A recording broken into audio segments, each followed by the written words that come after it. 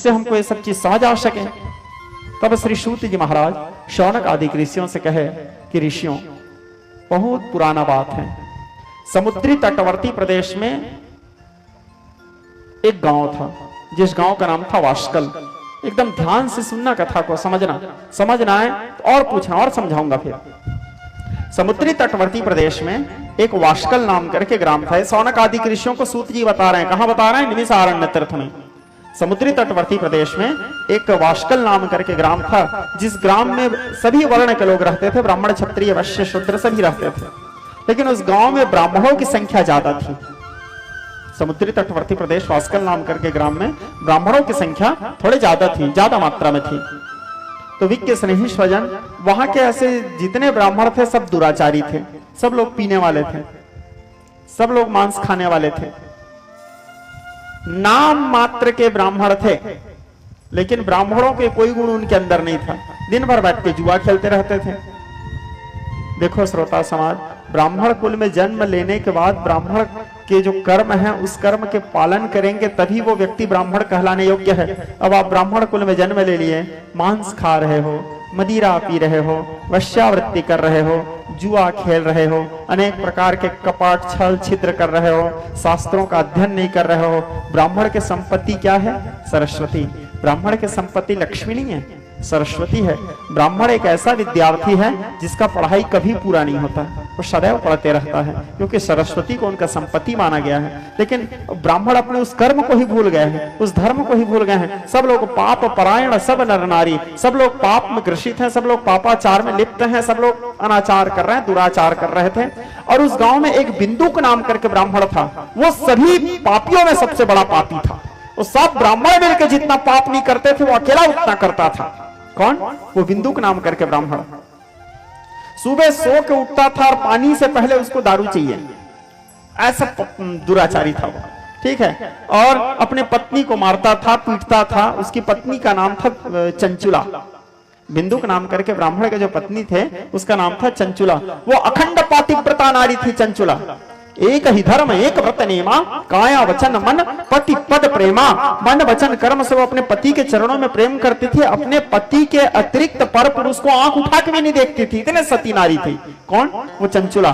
भगवत भक्ति करते हुए जीवन यापन करती थी, भगवान के भजन करती थी, भगवान के यजन करती थी, भगवान के कीर्तन करती थी, भगवान के सत्संग करती थी। इस प्रकार उसका जीवन चलते रहता था। किसका? चंचुला का।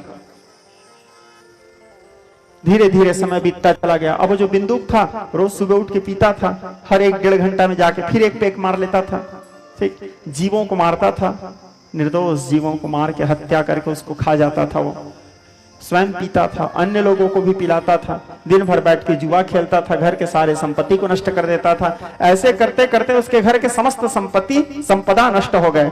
और जिस स्थान में हमारे संत जन बताते हैं, हमारे विज्ञ जन बताते हैं, जिस स्थान में इसको कलयुग का वास माना गया है। श्रीमद् भागवत महापुराण के कथा में आप लोग श्रवण किए होंगे, मैं यूट्यूब के माध्यम से मैं बताता हूं। कलयुग को राजा परीक्षित रहने के लिए 4 स्थान दिए थे। द्वितपानम स्त्रीय सोना, जहां पर मदिरा पिया जाता है तो वहां निवास करो, जहां पर जुआ खेला जाता है तो वहां निवास करो, जहां पर वैश्यावृत्ति होता है तो वहां निवास करो, और जहां पर हिंसा होता है अर्थात जीवों की हत्या होता है, जीवों को मारा जाता है, तुम वहां निवास करो। तो ये 4 स्थान में कलयुग का निवास है। इन 4 स्थान में माता महालक्ष्मी कभी निवास नहीं कर सकती। ये 4 चीज जिस स्थान में उपयोग हो रहा है वहां दरिद्रता समावेश रहता है। वो व्यक्ति धन कमाते रहेगा लेकिन उसके हाथ में धन ठहरेगा नहीं। जिसके घर में मांस बन रहा है, जिसके घर में मदिरा का सेवन हो रहा है, जिसके घर में वैश्यावृत्ति हो रहा है, जिसके घर में जुआ खेला जा रहा है, ये लक्ष्मी नाश के कारण है। इन सब से लक्ष्मी जी हमको छोड़ करके चले जाती हैं। तो बिंदुक यही सब में लिप्त था। तो धीरे धीरे उसके घर में दरिद्रता समावेश हो गए। अब वो अपने पत्नी को रोज पीटता था, अपने पत्नी को रोज मारता था, अनेक प्रकार के उसके पत्नी को सताता था। उसके पत्नी बड़ी सती नारी थी। उसके पति मारते रहते थे तो वो सिर झुका करके सुनते रहती थी, मार खाते रहती थी, लेकिन अपने पति को कुछ नहीं बोलती थी, बड़ी दुखी थी। अब वो अपने पत्नी के गहना जेवर को ले जा करके बेच दिया, और बेच करके उससे खुद पिया, अपने मित्रों को पिला दिया। उसकी पत्नी दुखी हो गई। वो अब उसके घर के बर्तनों को ले जा करके बेचने लगा। ऐसे करते करते उसके घर का समस्त संपदा नष्ट हो गए। अब उसके बच्चे लोग, अब घर में कमाई का कोई स्रोत नहीं, कमाई का कोई साधन नहीं, घर में जो था वो सब तो नष्ट हो गया। बच्चे लोगों का पढ़ाई बंद हो गया, स्कूल जाना बंद कर दिए, क्योंकि स्कूल जाने के लिए भी तो फीस पटाना पड़ेगा। बच्चों के पास खरीदने के लिए पुस्तक नहीं, अध्ययन अध्यापन करने के लिए कलम नहीं, ऐसे जीवन उनका हो गया। और उसके बाद घर की स्थिति ऐसा हो गया कि घर में खाने के लिए अन्न नहीं, एक एक दाना अन्न के लिए तरसते थे। बच्चे लोग भूख में तड़पते रहते थे। उनकी जो माँ थी चंचुला, जो पातिव्रता नारी थी, जो सती नारी थी, अपने माँ के पास जाके रोते थे, माँ भूख लग रहा है, माँ कहाँ से लेके आए धन।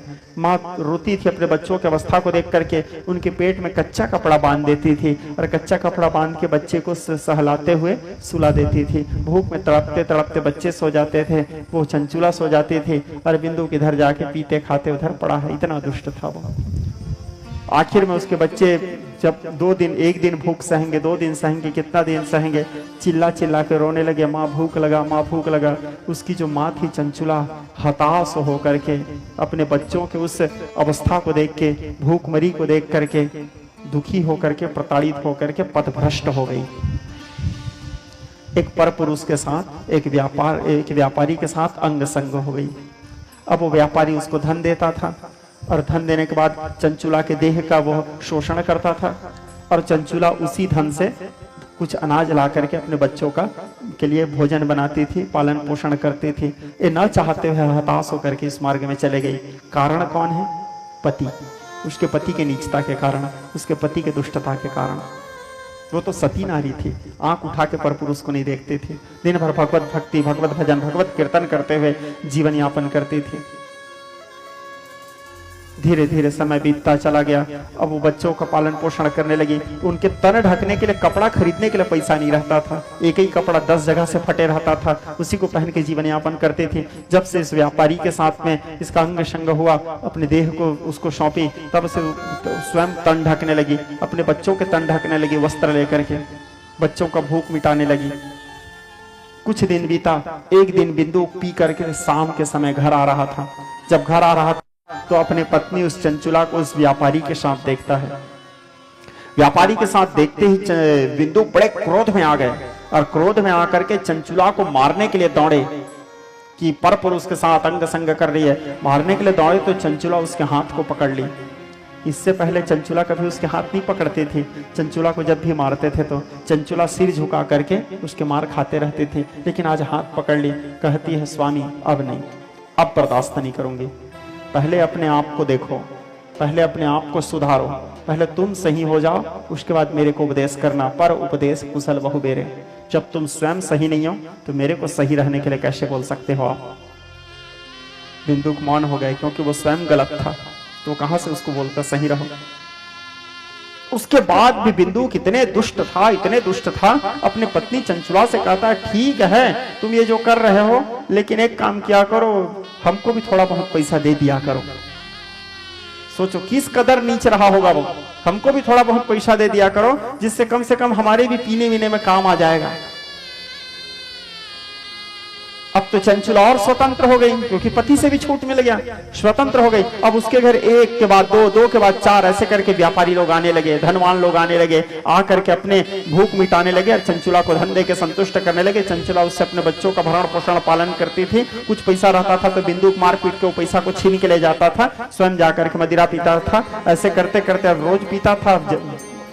शरीर भी कितना बर्दाश्त करेगा, किडनी फेल हुआ उसका भी, अब मर गया वो। एक तो उनका उम्र पूरा नहीं हुआ था, अकाल मृत्यु में मरे थे। दूसरा घोर पापी था, पाप करके मरे थे, तो महान प्रेत योनि को प्राप्त हुआ और प्रेत योनि को प्राप्त होकर उसका आत्मा भटकने लगा यत्र तत्र सर्वत्र। प्रेत योनि जो होता है श्रोता समाज, बहुत कठिन होता है। प्रेत योनि जिसको प्राप्त रहता है उसका आत्मा इतना भटकता है। आप लोग कभी गरुड़ पुराण पढ़े होंगे या गरुड़ पुराण सुने होंगे। गरुड़ पुराण में प्रेत योनि के बारे में विस्तार से वर्णन किया है भगवान विष्णु गरुड़ जी को। बहुत कष्ट में रहता है प्रेत का शरीर, तो यत्र तत्र उसकी आत्मा भटकने लगा। अब चंचुला पति के न रहने पर और स्वतंत्र हो गई और स्वेच्छाचारी हो गई और स्वतंत्र होकर के देह व्यापार करने लगी। धीरे धीरे समय व्यतीत होने लगा। समय व्यतीत होते होते कुछ समय बीता। कुछ समय बीतने के बाद अब चंचुला भी धीरे धीरे बूढ़ी होने लगी। समय उम्र तो बढ़ेगा ही। अब जैसे जैसे उसके उम्र बढ़ने लगा, उसकी सुंदरता कम होने लगा, उसके घर धनवान लोगों के आना जाना कम होने लगा। धीरे धीरे ऐसा समय बीतता चला गया। समय बीतते बीतते अंततो गत्वा चंचुला वृद्ध अवस्था को प्राप्त हो गई। वृद्ध अपने बच्चों के जीवन को पूरा बना ली, वृद्ध अवस्था प्राप्त हो गई। अब उसके घर सब लोग आना बंद किए, क्योंकि व्यक्ति किसी व्यक्ति से थोड़ी प्रेम करता है, तो शरीर की सुंदरता से प्रेम करता है। सुंदरता नष्ट, प्रेम नष्ट। स्वार्थ लग, गोस्वामी तुलसीदास जी लिखते हैं, स्वार्थ लागी करे सब प्रीति, सुर नर नाग सबही की रीति। हर व्यक्ति केवल स्वार्थ के कारण ही प्रेम करता है। स्वार्थ खत्म, प्रेम खत्म। बहुत कम लोग होते हैं जो निस्वार्थ रूप से सच्चा प्रेम करते हैं, और ऐसे सच्चा प्रेम तो केवल ईश्वर ही हमसे करते हैं श्रोता समाज।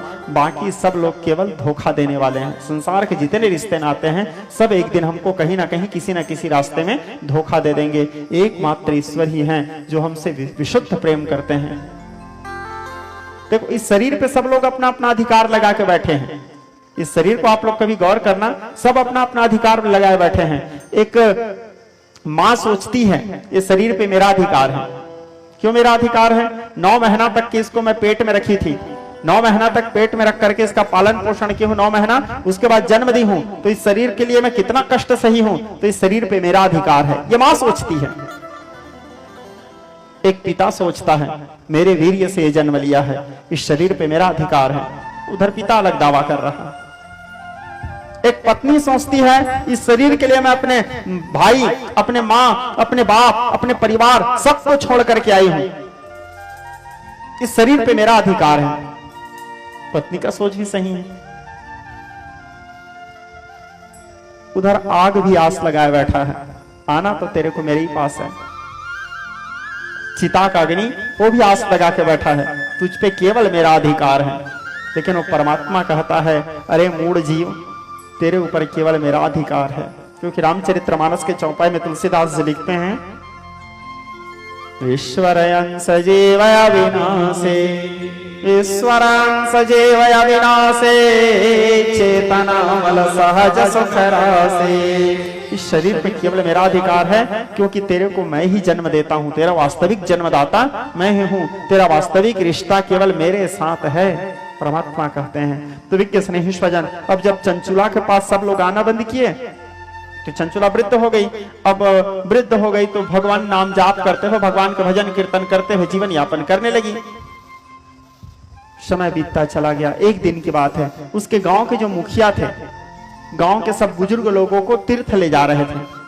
गांव के सब बुजुर्ग लोगों को तीर्थ ले जा रहे थे। तो तीर्थ ले बस में, तो चंचुला अपने गांव के मुखिया के पास आके कहती है कि मुखिया जी, यदि आप कृपा करें तो मैं भी तीर्थ चले जाऊंगी, क्योंकि वृद्ध अवस्था आ गया है, मैं भी थोड़े तीर्थ व्रत कर लेती। मुखिया बोले चलो, अब सबको ले जा रहा हूं तो तुमको भी ले जाता हूं।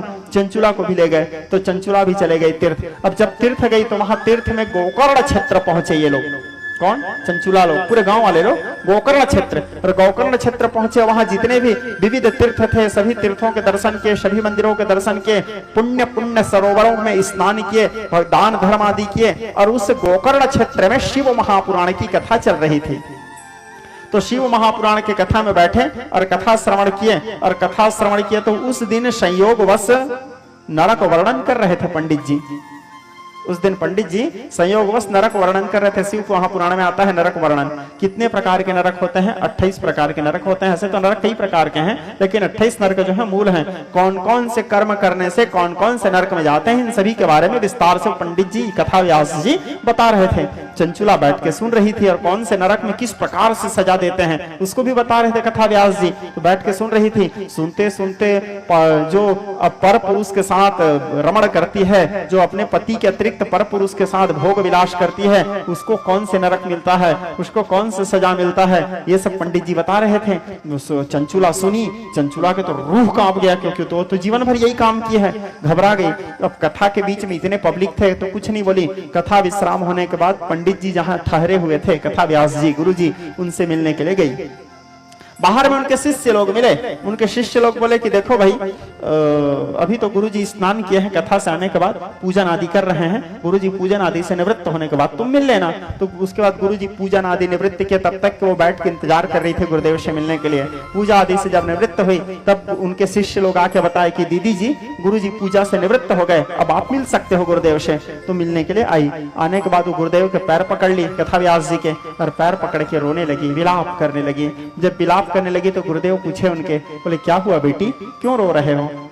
जो कहती है, गुरुदेव आज मैं शिव महापुराण सुनी, आप नरक वर्णन कर रहे थे, नरक वर्णन सुन के मेरा शरीर रोम रोम कांप गया गुरुदेव।